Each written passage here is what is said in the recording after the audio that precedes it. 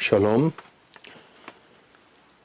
We will begin talking about the new book of the written Torah.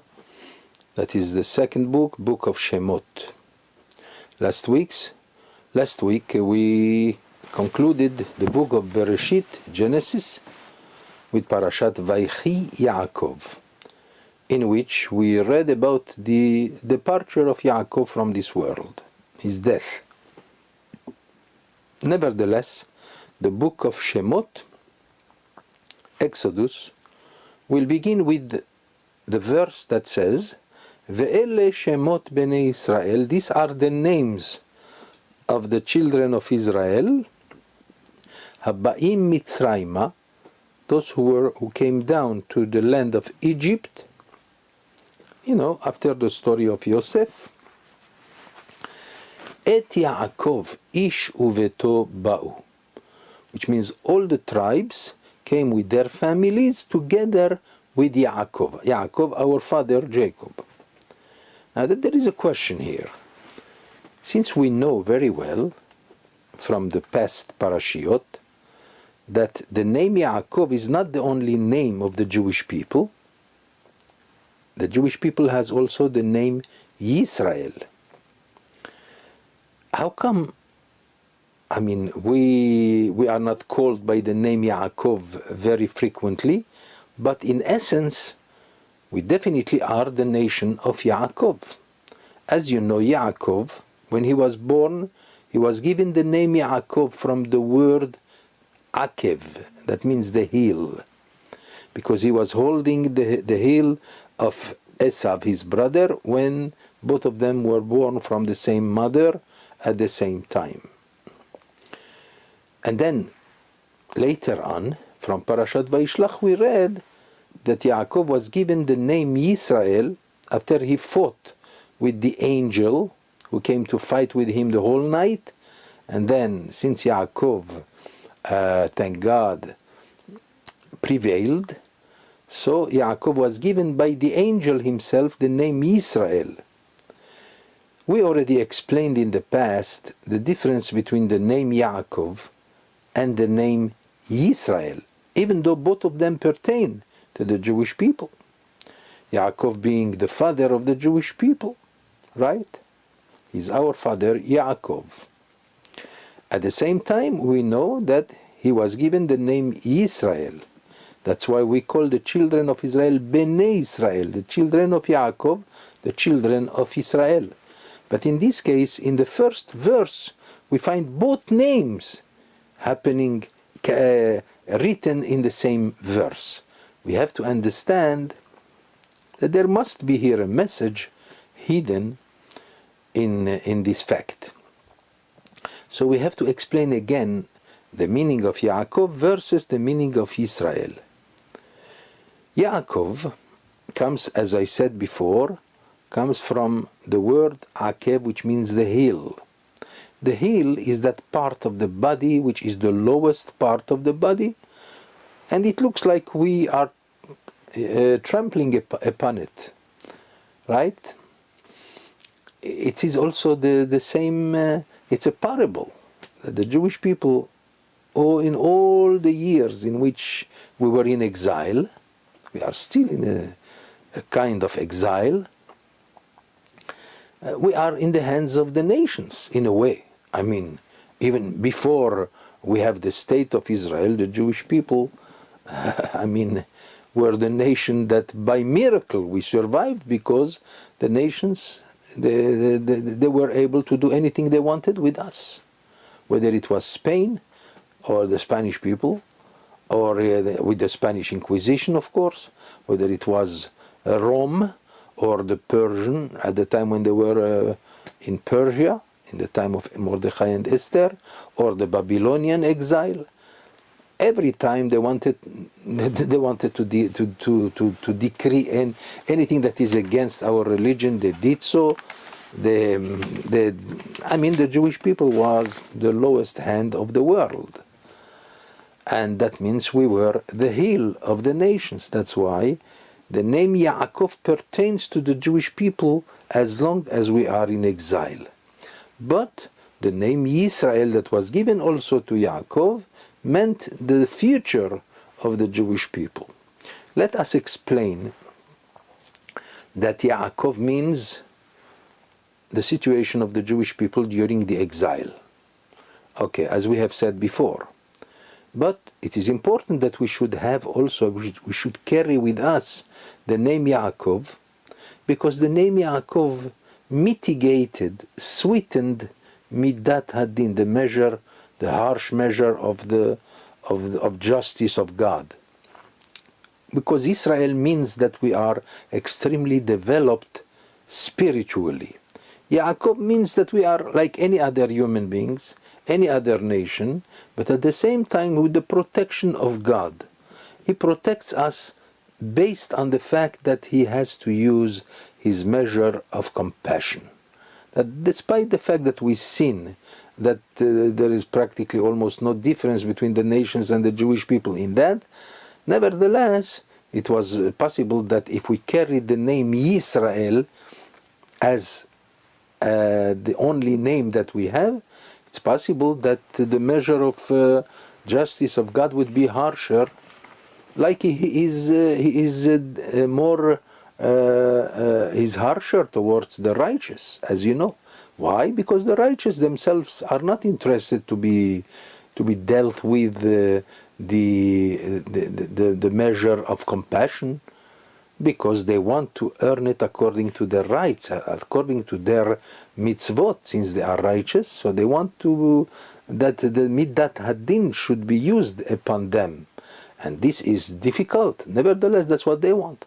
If the Jewish people was a righteous people, then it's possible that the measure, the way God would deal with us would be very much harsher than usual.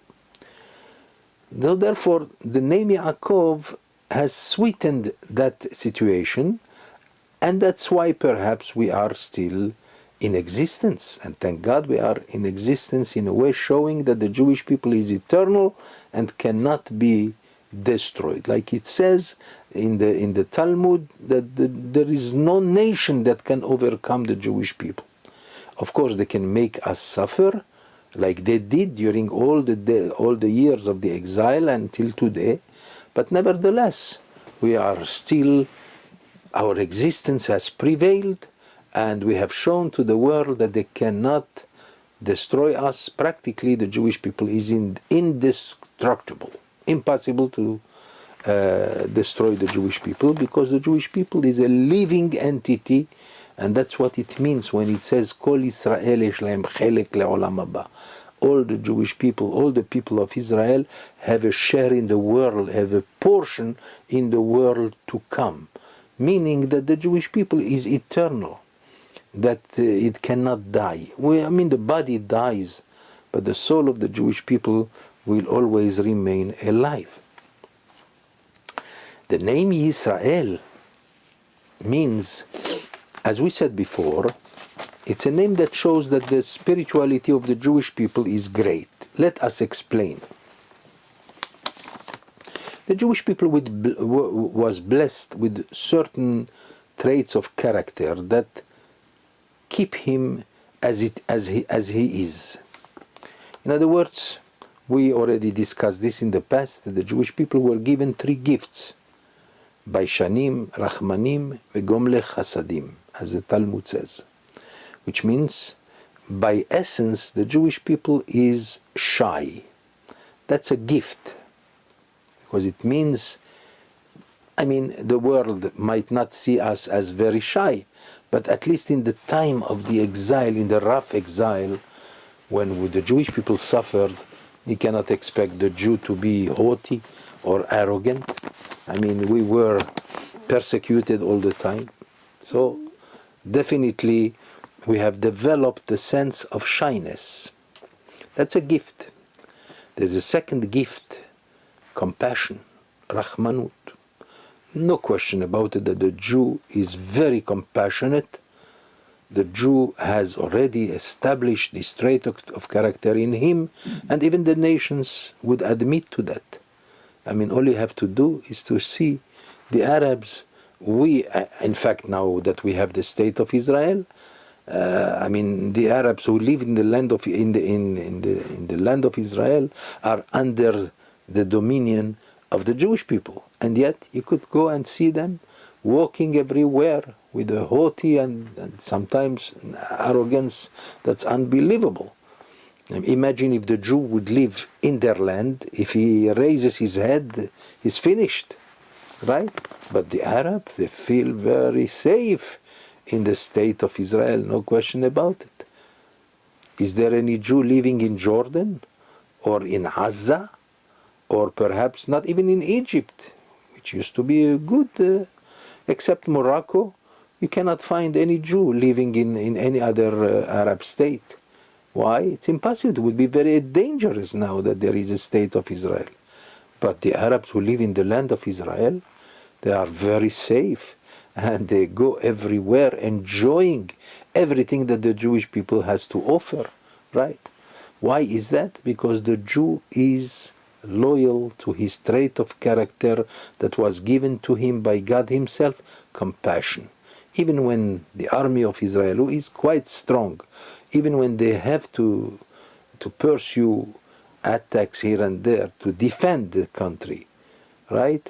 Nevertheless, they make sure that as much as possible not to hurt the so-called innocent people. Only those who, the terrorists themselves who seek our, unfortunately, they seek our destruction, so we have to attack them. But without, if possible, without attacking and killing innocent people, those who are not terrorists. There's much to say about this. The third gift was Gomle Chasadim, the kindness of the Jewish people, the charity of the Jewish people. No question about it, the Jews have helped each other as well as they helped also the world. Wherever the Jews lived, they brought only great benefit to the country where they lived. Why? Because of their trait of character of loving kindness and charity.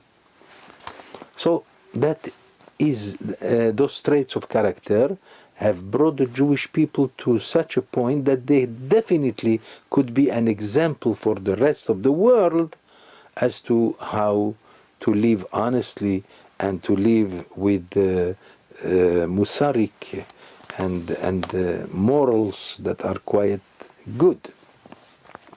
Those things, even though they can be debated by some people, but nevertheless inside the heart of everyone in the world, they know that this is the truth. They know a Jew can be trusted. A Jew, you could count on his compassion, and so forth. But there will be a time in which the real essence of the Jew is in his spirituality. Like, for example, when we said that he was given the name Yisrael, even though this is the futuristic name of the Jewish people, but it means already that exactly the reason for which the angel gave Yaakov the name Israel. What did the Torah say? Ki sarita im Elohim ve'im anashim vatuchal. The angel said to Yaakov, from now on your name will be also Yisrael. Why? Because you have prevailed. Israel brings the word lehistarer, to prevail, to overcome.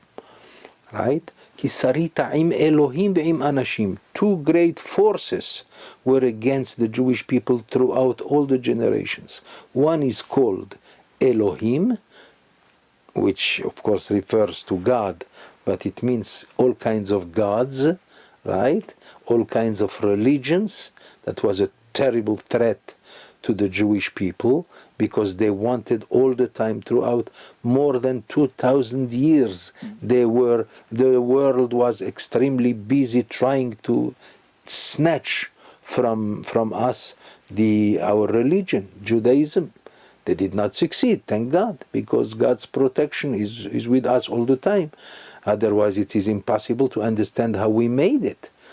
But that's what the world wanted, and we stood valiantly against this threat, and we came out. Today we are still in existence with our religion and our Torah and our Shabbat, as well as all the commandments of the Torah.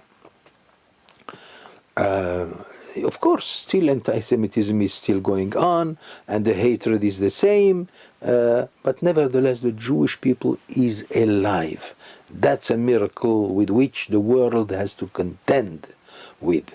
There's no question about it. What kept us alive? Our Torah, our Shabbat.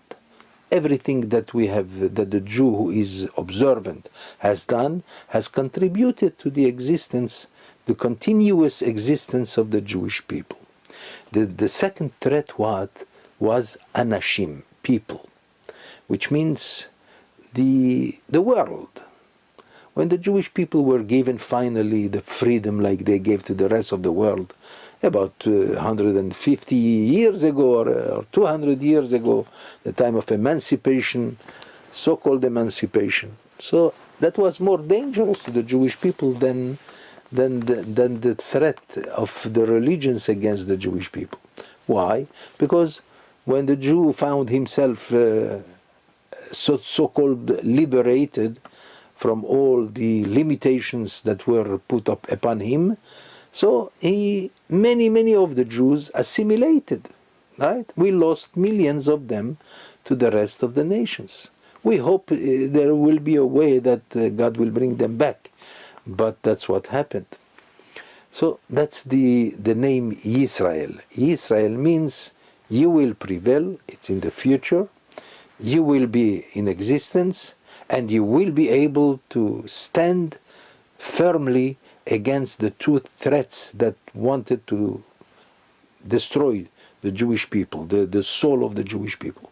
And that is Elohim va'anashim, the religions of the world that were against us, as well as the society of the world, which brought about the fact that we lost so many of our brothers Jews to other religions just by assimilation. So that's why we find in the same pasuk we find both names. Ve'ele Shemot Bnei Yisrael, the children of Israel, et Yaakov, with Yaakov their father, which by the way insinuates also that as long as Yaakov was alive, our father Jacob is alive, the Jews were safe, morally, spiritually, as well as physically. When Yaakov passed away, then began a certain going down in the Jewish people. I mean, when the tribes, Reuven, Shimon, Levi, Yehuda, etc., when they were still alive, still they were admired, they were respected by the Egyptian people, but as soon as the last of them, with Yosef, when Yosef passed away and the last of the tribes passed away, their children, their offspring of course, and their grandchildren, well, started to forget their essence, and they forget who is their father and their grandfather Yaakov, and that's where the decrees against them started with the new Pharaoh, right? And then the slavery began. That's unfortunately a very important thing to understand, that as long as the father is alive, the tradition keeps on being alive. If the tradition is alive, the nation is alive. Once the parents are not here anymore, then a certain decadence begins, and it ends up with a very dangerous situation, the extinction of a nation, of the nation of God. No, such a thing will never happen. But we did see in the history of the Jewish people that we have suffered enough, not only from the persecutions of the world against us, but also from the fact that we, as being human beings, we also, many of us have assimilated, which means a big danger to our religion. But there is the conclusive situation is that we are here today. The state of Israel, thank God, is here, and that does not mean the final redemption. We are still waiting for the great redemption with the Messiah and Bet HaMikdash being rebuilt. All this is going to happen. It's possible it will happen in our time, but we know that we have lived by the force of the name Yaakov, which is the suffering of the Jewish people, and his situation in exile, as well as the spiritual situation of Israel, which is symbolized by the name Yisrael. It's possible that next time we will talk about the messages that we can derive from the names of the tribes, such as Reuven, Shimon, Levi, Yehuda. We shall leave this for the next lecture, God willing. In the meantime, we wish everyone Shabbat Shalom.